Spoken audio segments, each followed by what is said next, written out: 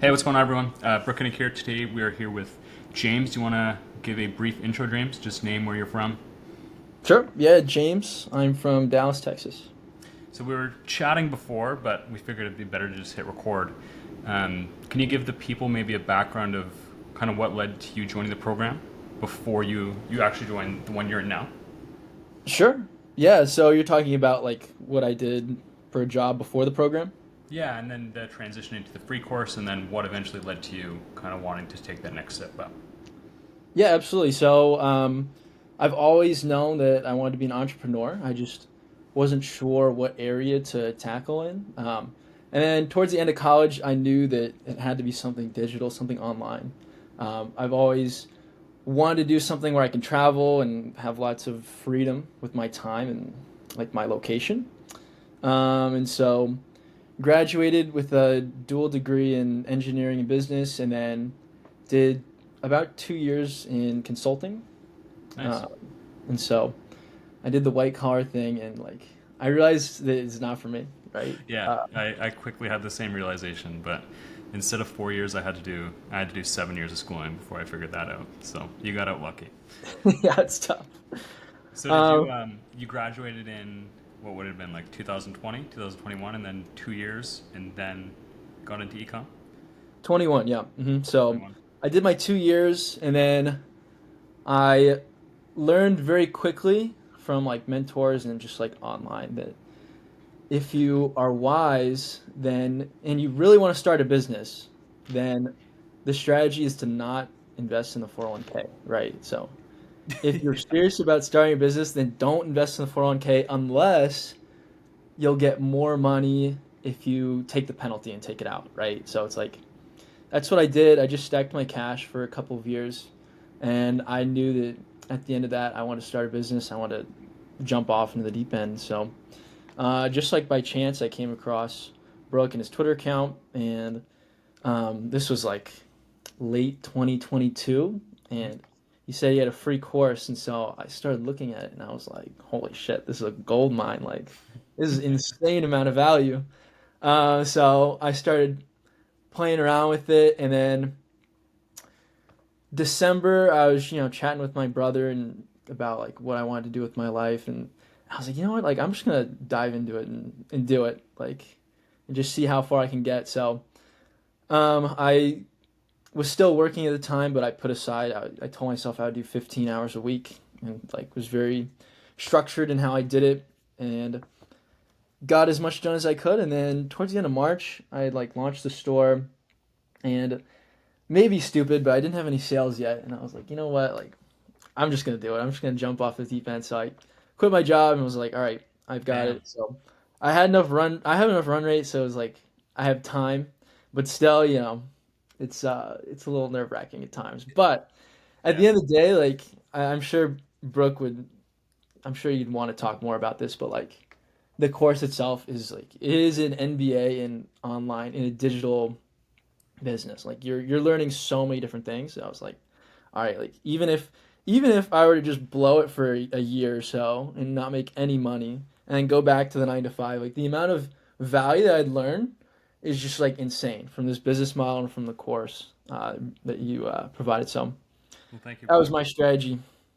Yeah, I think I just want to dive into a couple points you made that I think are valuable for a lot of people listening. The first is with the 401k. Like I think a lot of people, if you have like five to $10,000 in your bank account, like a lot of people think, like I remember when I was in school, it was like I got to save my money, save my money, save my money to ever become financially free. But the best way to become financially free is to put that money into skills that can then make you 100K instead of five. Like you can say, if you're not actually getting any new skills and you're just at a 9 to 5 trading your time for money, trying to save up, it's going to take you forever to get where you want to go. And the part about entrepreneurship that's the best is it's the best and the worst. If you aren't very good at what you're doing, you're not going to get any results. But as soon as you start stacking skills and you get good, you have complete control over how much money you make. And then the way to get more skills and to make more money is to buy more skills. Like you can figure them out on your own, but if you can just pay someone to tell you, hey, this is how you do this, it will save you far more than you pay a lot of the time. You know what I mean? Yeah, 100%. It's like back to the like the 401k stuff. It's like our generation has it way different from the previous generations. Yeah. Like if you chat with your grandparents, like, oh, just start saving, just start putting stuff away, and you'll be able to retire super comfortable. Like, yeah, that was true for them, but the way that our economy is working, like, you'll retire if you have a really successful career. You're gonna retire like middle class, lower middle class. Which, yeah, which is fine, I saw a right? stat literally like 20 minutes ago. It said in the US, the average retirement age for a male is 68, and the average death is 78. So you work until 10 years before you die. That's the average retirement. And that's Exactly. getting worse. Yeah, and I don't want to do that, right? And Yeah. like Yeah. I mentioned at the beginning, like I want a business that hopefully one day I can set off and work itself, right? That operates itself and makes money, and I can do other things. I can, start a family and have tons of time with them. That's my goal, right? And so, like, I keep seeing this like one example on Twitter where it's like you don't want to be 40 and asking your boss for permission to go to your son's baseball game, It's right? very And that, true. that always hits home, right? Because it's like, It's I don't true, want to man. do that. It's true. That sucks. And another thing that I think is it's what I did, but like when I was in law school, I was in debt a lot. And I had like I essentially made it so I took like $2,000 of my loan money to go to law school to start the econ biz, and then dropped out then. But you've done something similar with a little bit less risk. So you saved up a bunch of money and you said like I'm gonna give myself this runway to make this happen. And like if the worst case scenario, the absolute worst case scenario is you're back where you were before. It's not like you can't get another job.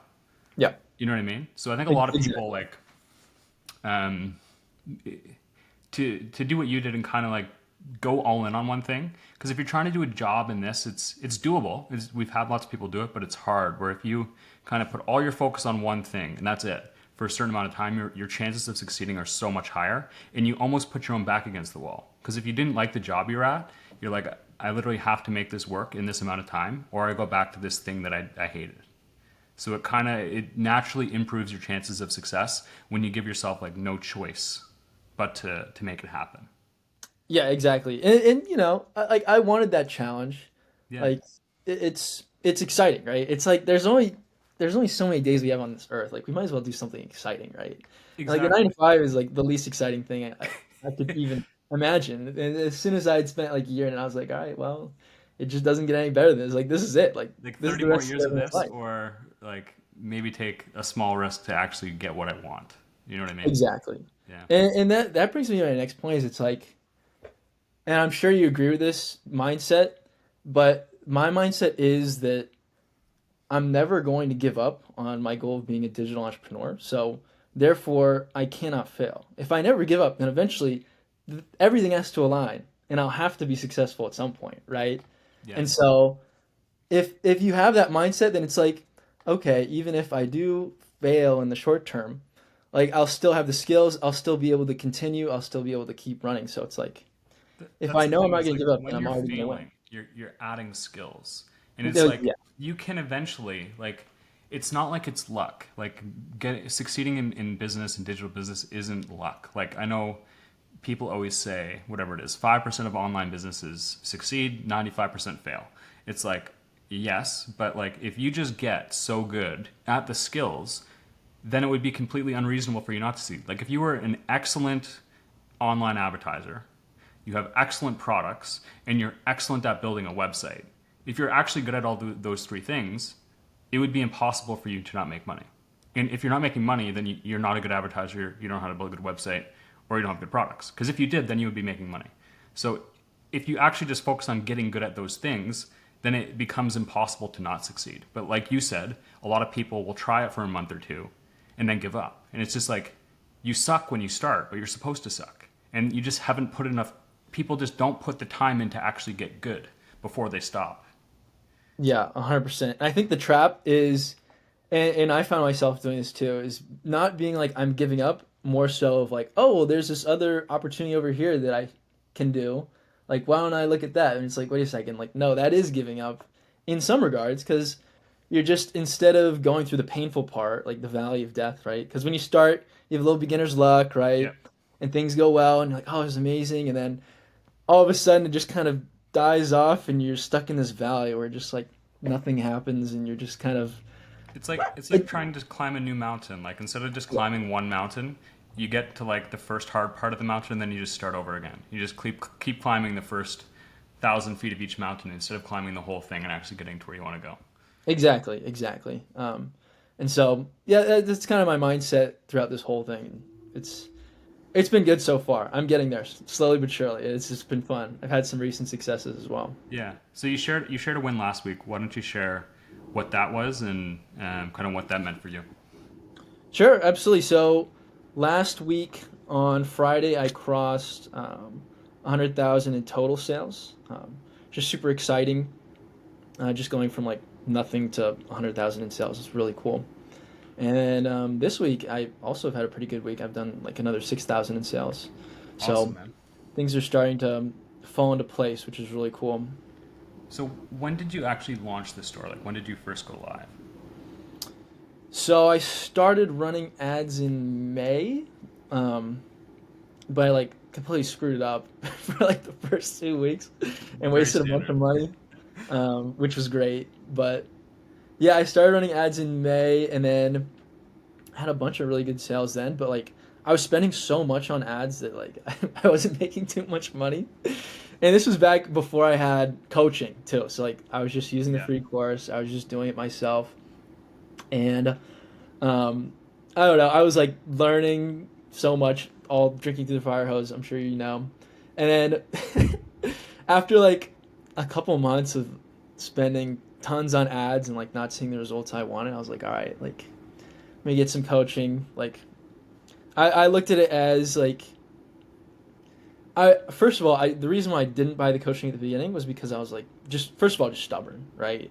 I was like, oh, I'm smart. I can figure this out on my own. Blah blah blah blah. Right. Which in hindsight, is just being stubborn and being afraid of being told by a coach that hey, you're actually not good at this, even though you think you are. Which is the bigger one, right? And so I realized like, wow, maybe I'm just like being scared of getting coaching, and then also like financially it just makes sense because like if you can save yourself like a couple months of heartache, or if you can get yourself a couple extra big sales, like that's gonna pay for the coaching way more than whatever, right, that you're afraid of losing, right? It's Yeah. just so financially it just makes sense. It's a great model, right? It And I'm sure honestly, man, you the you're more a better you sales pitch. advance in business, the more it will be.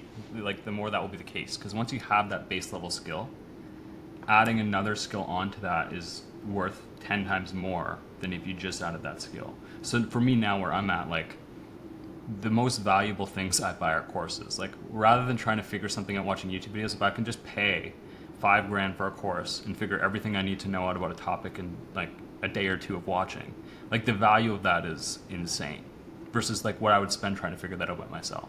So I Yeah, think it's and it's interesting because like the education system hasn't changed in a long time. Like it's just you go to university, you pay like 100, 200 grand, whatever it is, in tuition over all these years. You get the job, and I think people now, like with the digital space, I think in like 20, 30 years, like the new education will be things like this, very specific topics, how to build X type of business. Because right now you just go get like an arts degree or a business degree, you don't learn anything. You don't learn how to start a business. Like it's not like you're not even guaranteed a job now. Most people end up back at their parents' house. So I think like just the new education, very specific things, how to do very specific businesses. Like I think that's kind of the future. yeah, and I would agree with that. Because like looking back on my college degree, yeah, I had fun. Yeah, I learned a lot, but it doesn't have too much to do with what I'm doing nowadays. Or even when I was doing it, I was like, well, like these skills are cool, and that's why when I went to school, I was like, all right, like I want a business degree, but if I'm gonna make my degree worth it, I'm also gonna get an engineering degree, right? Because like Yeah, if I'm gonna yeah, be yeah, there, I might as well get technical skills. yeah. So that's why I did it, and like yeah, even still, like I didn't really take a technical job. I took like a more business job, and so I don't even It's use those skills nowadays. it's good for like it's definitely good for connections, meeting people, like establishing yourself on your own, like moving out from home. I think all that stuff's good. I think it would just be so much more valuable though if they had like they had like e-commerce, introduction to e-commerce in your first year of business degree, introduction to copywriting, like all these things. It's just very outdated. But there is still the value of like the community, meeting people, establishing yourself on your own. So I don't think it's completely useless. You just have to. I think like when I have kids, it'll just be if they go, it'll be like on the understanding that this is what you're going for. This is the actual value. If it's still how it is today. 100%. And I agree with that. If I would do it all over again, I would still go to college, Me too. right? Yeah. I had Me too too. much. I had too much fun. I met the coolest people in the world that are gonna be my friends. They're gonna be the godparents of my kids. Like, it makes perfect sense. And then the stuff I did learn, the connections I made were super, super valuable. But at the end of the day, like the last 6 months of starting this business, I learned more in all 4 years of my college degree, right? That's the reality of it. Because Yeah. it's like, it's just so, the way you have to learn to start a business is you just have to find out what you're bad at and just hammer it home until you're either good at it or good enough at it, right? And Yeah. so, Yeah. like, things that I thought like, oh yeah, I'm good at this. I'm good at this. And then I start doing it. I'm like, yeah, no, I'm actually not good at this. I gotta work on this one. Yeah, it causes you. Business will often make you have like a hard look in the mirror because if you're not good at something, you have like the only way you can get good is you have to first admit you're not. Yeah. Eventually. So, with the store, are you doing everything yourself still, or have you delegated? Do you have a VA, or what's your day to day look like now?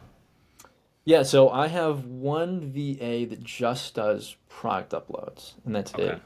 So you're doing Um, ads, you're taking calls, everything like that. yeah, and so that's one of my major next goals is to start offloading some of the workload because Yeah, with the day to day I do quite a bit. And so it's nice to have the full day to do so, but as we go forward, I'd like to offload some of that. definitely. Yeah. Yeah, that was kind of what I did. Like the main levers for you are where you're at now is really getting good at ads, really good at ads, and closing new high end brands. Anything like other than that isn't really a good use of your time. Once you cross like 30K a month, I'd say, like you can pay one or two people like 700 $800 a month to do all your customer service, to do all your product uploads. So then all your time is spent on suppliers and ads, which is like the highest leverage use of your time once you kind of pass that mark where you're at right now.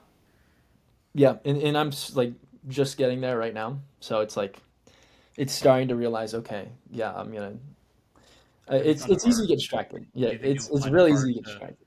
Do you think it'll be hard to like offboard responsibility? Like, have you done that before at your previous job, or do you think That'll be maybe? easy for me. Like that's one thing that I am good at with my previous job. So like even just getting a product upload specialist, like I think it took like a day or two to get them on and to be cranking out like really quality product uploads a day. So I was like, okay, that's fine. But I mean, it's yes, it won't be hard, but it definitely will take time. And I'm sure you've know this of like going and checking to make sure like, oh, if someone's answering the phones, like how quality are their responses, like how can they improve their responses. So yeah, I mean, it's gonna take time, but that is one thing that I feel more comfortable with is the Hmm. scaling part. Yeah, that's actually quite hard for a lot of new people, as when they haven't managed people before. But if you've done it before, that will be a huge advantage as you take things up. So, with the store right now, what do you think has been kind of like a main breaking point for you? Do you think you picked like a really good niche? Do you have a couple really good suppliers? Do you think you're really good at ads? Like, what's kind of led to your success to this point? Um, I would say that my niche is not the best. I would say it's very okay, right? And that's fine. It just forces me to be better at other things. Hmm. So I would say that my strongest point is I have a really sharp website. That's always been the compliment of the suppliers that I reach out to. They say, "Hey, love your website. It's super sharp. We'd like to see our products on there." Um, and then just like learning, I think one of the biggest tipping points recently was focusing on CRO, so conversion rates. Yeah, Just like changing little tweaks on the page can change your conversion rate from like 0.2% to like 0.3%. Like that's massive. Like that massive is 50% difference. Yeah. exactly that is huge night and day in your sales. So um, I didn't quite realize how big of a lever that was, and it's so funny because the value I got from that was actually one of your free YouTube videos. It's like the last one on your YouTube course of like, oh, like crash course in CRO for Yeah, high yeah, yeah. ticket e-com. And I watched it and I was like, wow, I just need to do this. I implemented it, and I think the biggest one was just like having the promises above the Yeah. fold. So saying like, oh, free shipping, shipping by this date, call us anytime for questions, like we guarantee a good experience, all that stuff. And that bumped my conversion rate from zero point 0.2 to zero point 0.3 for this month, which is huge. But Awesome. it's amusing how something so small and so simple is like such a massive lever. And I was telling my friend about that, and he's like, "Why didn't you just do that earlier, dude?" And I'm like, "Oh, yeah, yeah, of course." Another huge thing you can do for CRO is like, man, the easiest, the biggest correlation between like visitors and customers is the amount of people you talk to. So if you can like make your chat that like it triggers when people go to the page, or if you can have your phone number like in the top menu, right above the add to cart, put your phone number like 5 times in view of the page. And if you have that, like the more people you can get on the phone, the more sales you're gonna make. A Yeah. hundred, like there's 100% of the time. Because the main issue with the main objection per se that a buyer will have with high ticket is like, do I trust the store? And the main way they can trust the store is speaking with a person. Like if they speak with you, they hear that like you're a real person, you speak English, like everything like that, that will help immensely. Versus like that's the quickest thing you can do to build trust is just get them on the phone. Yeah, and I've noticed that too. And luckily, I'm like naturally good at sales, so Yeah, I've never been formally trained, but like just getting someone on the phone, just having a normal conversation with someone, like that is sales in itself, right? Just exactly. answering normal questions What and can like assuring them. what item do you have that solves whatever their problem they're looking for? That's the essence of what you're trying to figure out. Exactly, yeah. So with your sales to this point, when did you make your first sale, by the way? So you started launch ads. I guess you started launching ads in May. Hmm. We're spending a little bit too much. You joined here end of June, so I think you've been in the program for 2 months. So how much have you done since July 1st, approximately, like since you've been in the program? Since July 1st, probably like I think around 50 grand. So Nice. much So better. since you've been in the program, out of the sales you've done to this point, um, have they all been from like one main supplier? Is it spread out a little bit? No, it's pretty diversified. That's good. Um, So like over the last few months, I've just really been focusing on getting suppliers uploaded, suppliers uploaded. I think I'm at almost like 35, 40 now. Oh Um, wow. Wow. yeah, so that's been the main focus. And yeah, it's definitely strange because like my niche, it sells well. Like my website sells super well in like low margin areas, which is annoying, right? Because I get a bunch Yeah. of volume in low margin areas, but then also recently like much more of a focus on high margin products. That's where I've been seeing a lot of my success. That's like the best thing to do, man. Or even like if you have lower margin items, you can try and like I guess I actually don't even know your website to be honest with you. But if you can like cross sell items, so like if you have a low margin for me, if I have a low margin sauna, but I can upsell a 50% margin halo generator, that's like so say if I have a $7,000 sauna with like 25% margin, but I can upsell a 50% halo generator that's like 1,000, 2,000 bucks, it will really improve the net margin of the sale. So I don't know if there's any items like that you can like cross sell, upsell with the lower margin ones, but that's a good way around it. Yeah, it's definitely something for me to look into for Yeah. sure. And I think if you have 35, 40 brands and you're seeing diversified sales across the account, um, I imagine you have a lot of room to scale, even just getting your ad styled in. Because that's a good number of brands.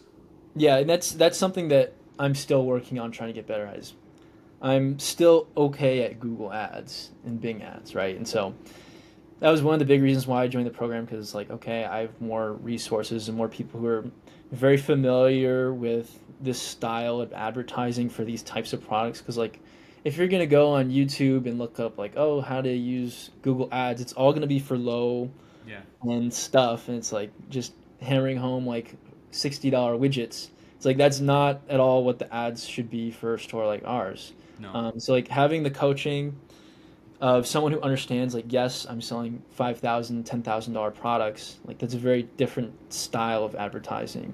It Is really really nice. is. It Hmm. is. It is, man. So with this store, what are your goals? Are you planning to build it for like the next foreseeable future? Do you plan to build it and then sell it? Like, what are your longer term goals?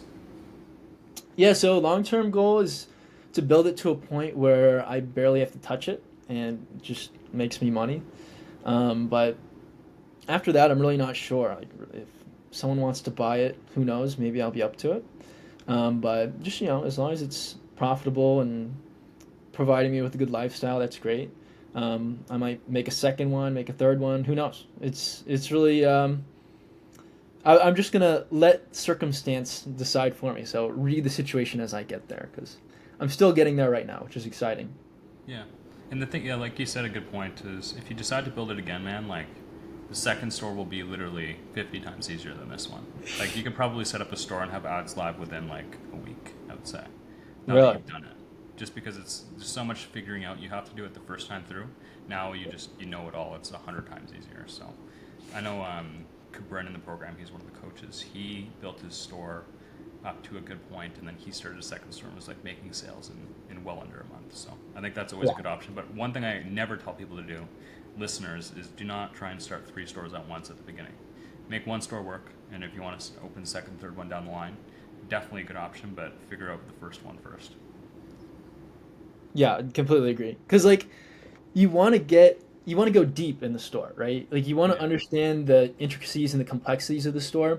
Like just being okay at a lot of things on the store, like you're not going to get that far. You have to be really good at certain things. And a lot of times you won't even know what those are until you've been doing it for a month, 2 months, 3 months. Where you're like, oh wow, I didn't realize that was so important.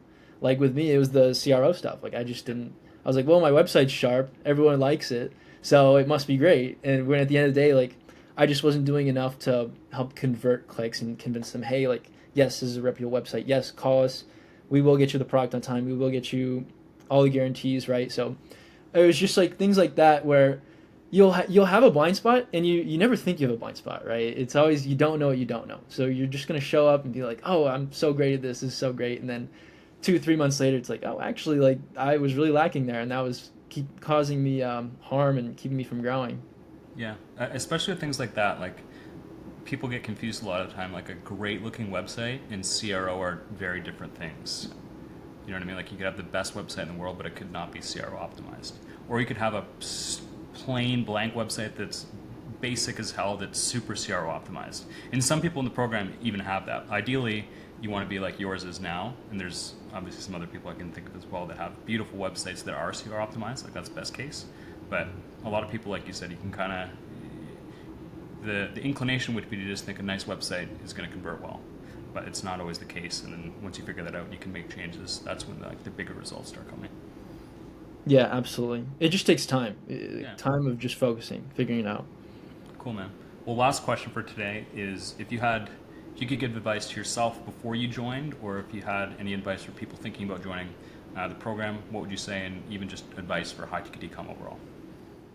Yeah, I would say that's a good one. I mean, just going back to like, don't give up, right? Like, if you keep going, you're going to make it. There's no other option. Like, it will happen eventually. Um, I felt like I stalled for a bit before I joined the course with Brooke. That was pretty painful, right? I went from having like a really good first sales month, just like stalling for a couple months and being like, ah, damn, like this sucks.